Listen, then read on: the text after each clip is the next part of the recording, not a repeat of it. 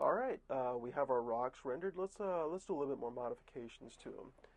As we can see here, we have everything kind of rendered like so. What I want to do is I want to just go ahead and cut this out real quick. So let's come up here and grab our caveman layer here, which is our text.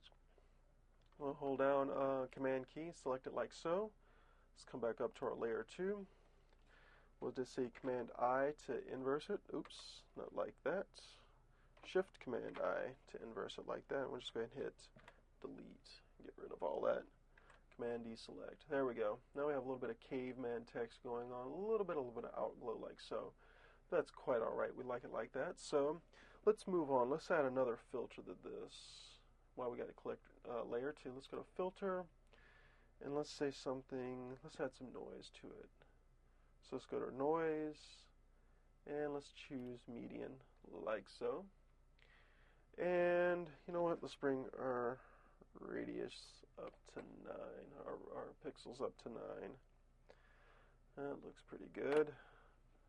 Alright, now you can see we've got a lot going on here. So what we're going to do is we'll pause here and we'll pick this up in the next part.